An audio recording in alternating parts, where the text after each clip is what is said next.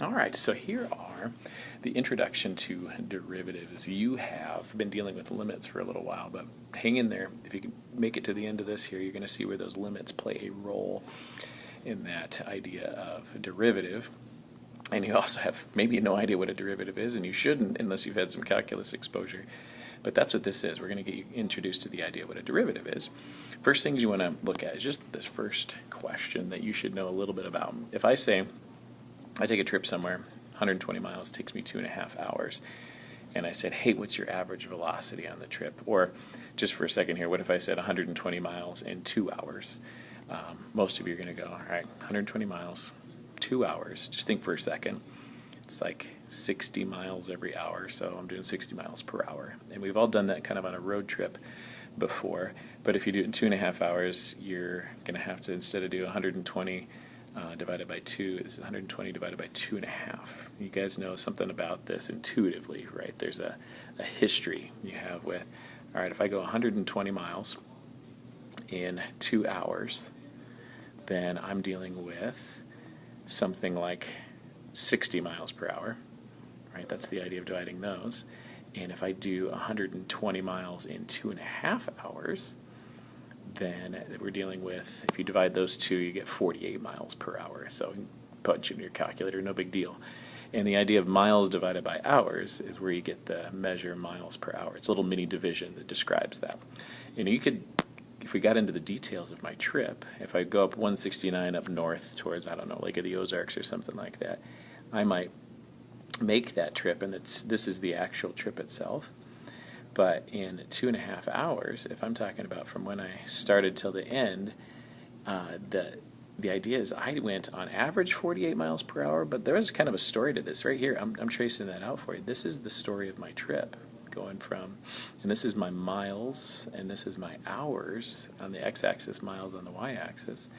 If that's the case, then the 48 miles per hour that we took, that average, is not telling you the whole story of, yeah, I went to the gas station, we had to go back a few miles to pick up something that flew out the window because we have a 4-year-old in the back seat, all that kind of stuff, because that's what this story is, that blue line going back, down, and back forward again. Anytime if I'm going up at a kind of a steep rate, I'm getting a lot of miles in short hours, like this little stretch right here, I'm kind of cruising, making up for lost time, speeding up.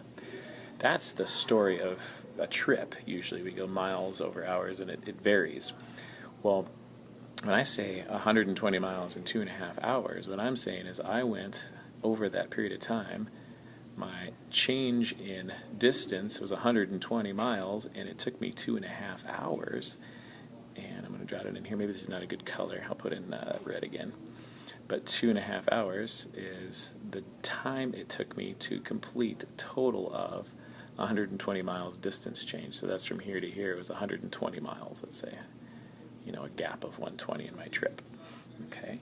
Well, if you're going 120 miles, and that's on my y-axis, and it takes me 2.5 hours to make that happen, do you realize you're kind of talking about a slope here? I'm going to put it in a yellowish color here. You're talking about rise, 120, and a run of 2.5.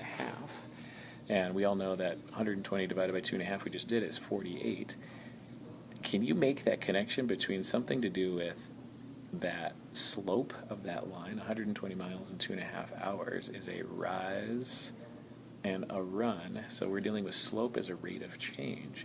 And that's a big deal. So, and the steeper it is, the faster I'm going. So that line right there, 48 miles per hour, is all great. Remember, that doesn't mean I was always going 45 miles per hour. If I go back and highlight, certain parts of the trip, this tail end of the trip over here on the right, I was definitely doing more than 48 miles per hour. I was probably pushing it a little bit. Maybe I got onto the interstate for that stretch of it and just started making hay. That storyline and that idea is where most of us are kind of coming from. If you can get an idea of average rate of change over a period of time, it's just so many miles over so many hours. It's a general idea of how quickly I traveled. A lot of our new cars keep track of your average miles per hour. Mine says from the last refueling, you're averaging, this many miles per hour. Obviously, I'm stopping at stop signs, and I'm speeding up, and I'm going on the interstate sometimes. I'm in the city, driving slow at other times. But overall, My average rate of change is just how much distance total, change in y, I've covered in how many hours my change in x. So that's up there in that box. That rate of change is of a linear function is the slope. So we're going to correlate those quite a bit. So if you go down to this next problem, you have how many miles, this is not in the context of any kind, but it does say find the rate of change in this A question. If you want to know the rate of change, you just need to look to the slope of that line and calculate rate of change, which is rise over run. So we can count squares. This is 1, 2 up, and 1 over. So that's a rise of 2 over 1.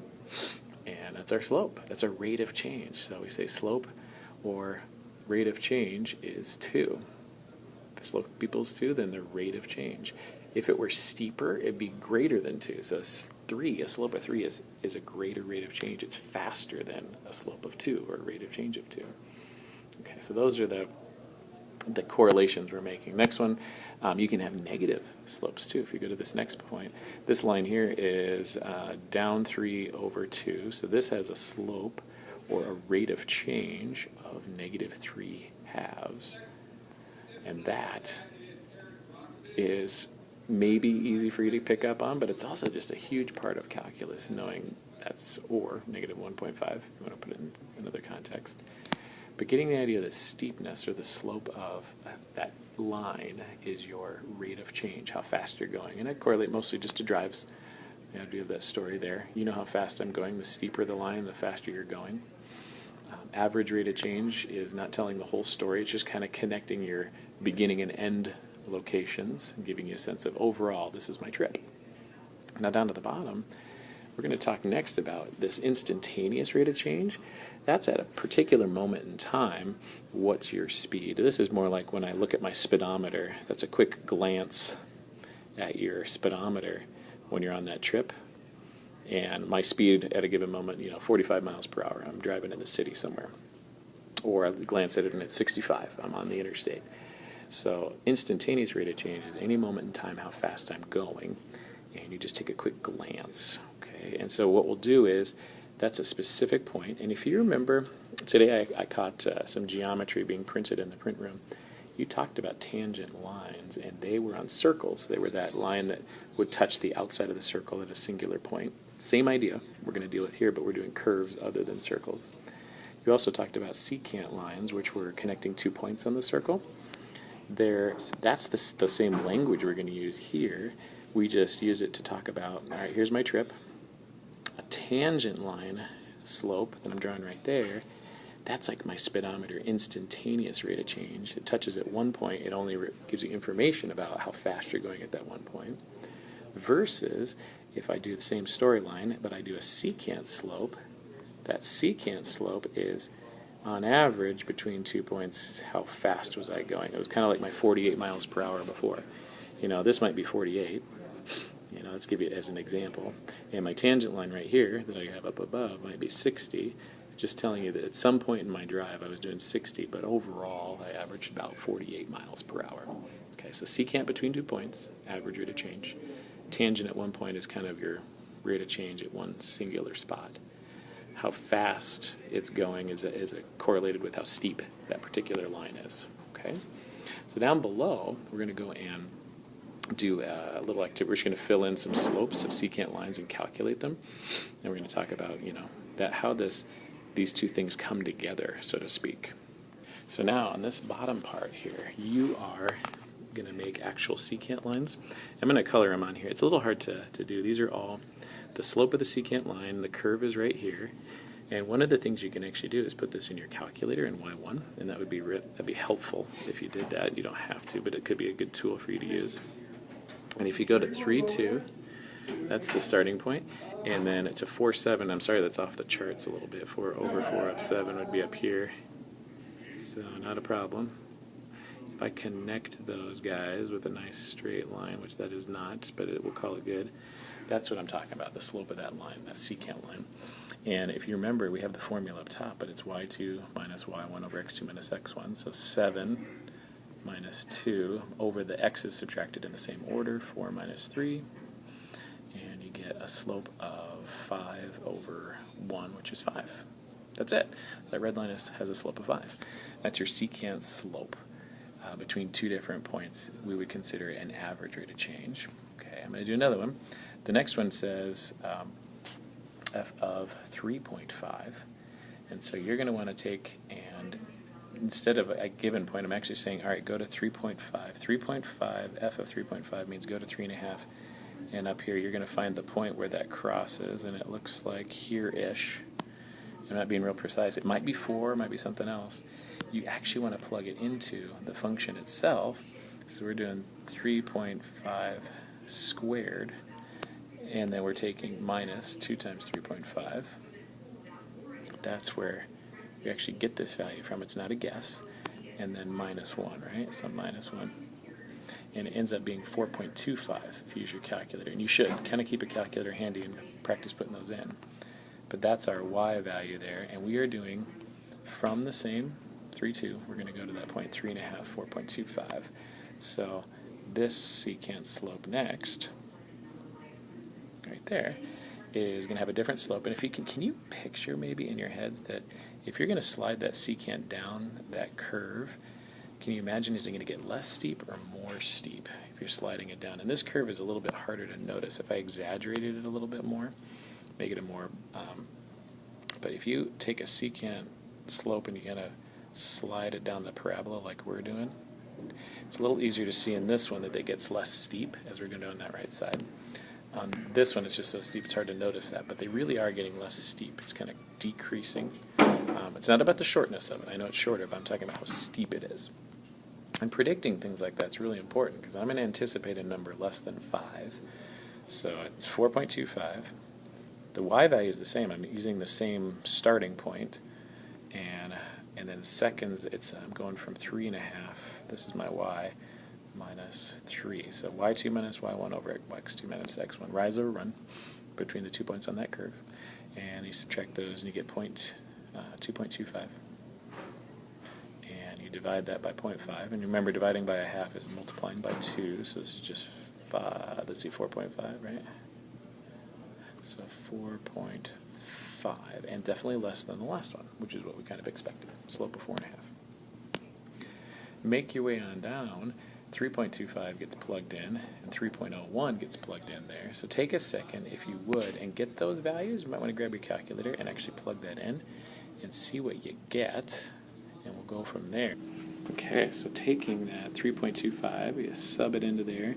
If you do it carefully, you're going to get 3.0625. 0625. Okay. Now we're just going to plug that back in, make that calculation for our slope. So it's 3.0625, and it's by the same y value, we haven't changed that, minus 2, over the x coordinate, which is 3.25 minus 3. So you notice we're just constantly subtracting from the same y values, like the y2 and x2 are always the same in each of these. It's just, I'm sorry, the y1 and x1. But we keep changing that y2 and x2 by plugging it into the function. So in the end, we get 1.065, right, on the top. 0.625, even better. And then we divide it by 0.25. Sorry if that's a little bit tiny on your screen. This one doesn't expand real well, so I can't make it bigger. And then so a grand total of those equal out to be, we'll circle this in, so 4.25. If you divide those. Okay, so so we got so far. First slope, 5, and then it was 4.5. This last one, maybe I should kind of darken a different color. That would have been a good idea to use this. But it's to 3.25. It's getting a little hard to keep these, lined up and see them all. But it'd be kind of like that. Okay, it's a little tiny green one in there. We'd have a little bit less slope because we're sliding down the right-hand side of that parabola. And this next one is at 3.01, so it should be a slope less than 4.25. We're trying to figure out exactly what it would be. So I'm going to make that in one last color. I don't know, we'll go kind of a pinkish color. Oh no, let's go yellow. Yellow's always good. So f of 3.01, if you put it in your calculator, 2.0401 is the output. And if you subtract those, you get 2.0401 minus 2 all over your 3.25. 0.01 minus 3, and that would give you a grand total of 0.0401 on top and 0.01 on the bottom, dividing by 1/100th. So you're multiplying by 100, so this is 4.01. So our slope. Now, that is the slope of a last line that I can't even draw, because if I go to 3.01 for that x value and I do secant slope, it's this tiny, tiny, tiny, tiny little speck, basically, of a line on my graph. But it has a slope of 4, or essentially. That's the slant of it, because we're sliding down the right-hand side of that parabola, drawing secant lines. They are getting smaller, and they are getting towards 4. If I, hypothetically, and this isn't on your sheet, what if I did a point at, let's say there was a part, 5 to this, an optional part 5. What if I did 3.001, comma, f of 3.001. So let's say that was my x-coordinate, and I should probably write them side by side. Think about that for a second. What do you expect if that was my last point? I did this one more time. What would the slope be? The most recent one was with f of 3.01. And if you're guessing, if you took a hypothetical guess, I'm guessing that some of you are going to think, yeah, it'd probably be 4.001 would be the slope, and you'd be right.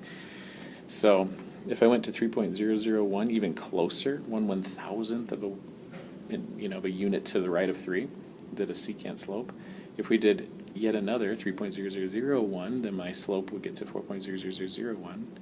So think about what's happening. If I get I keep getting closer and closer to 3 and making a really tiny secant slope, the actual slope just gets 4 point, and you just add zeros and you have a 1, depending on how close you got to 3. So this trend, you notice that the closer I get my secant to 3, x equals 3 is the first point, and the next one next to it that I'm doing the secant to. You have to have 2 separate points to make a secant line, remember, that's its definition.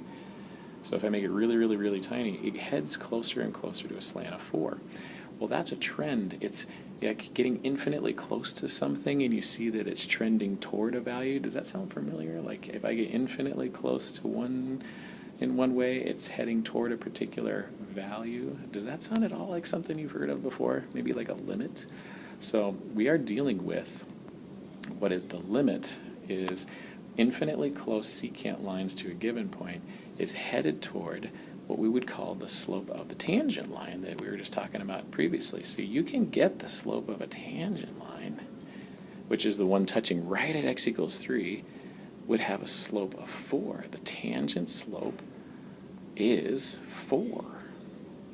And it is because we know that these numbers are not getting any, not going infinitely small. They're headed toward a value of 4. They're trending towards 4. We'd even say the limit as that secant distance goes to 0, the secant slopes head toward 4.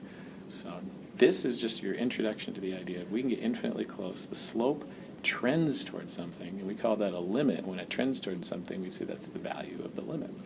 Okay. The idea is secant slopes, if you make them small enough, they are basically going to give you the tangent slope at that point. No big deal. Okay. You have an activity to complete now. Take it on. It's called the Secant Love Story. Read it carefully from upper left down, and you can do this. You don't need any help. Fill it in, and then discuss it when you get done. When that's all finished, then you guys have some other things that are on your mind to finish, but you should be pretty busy up to that point. All right, take care.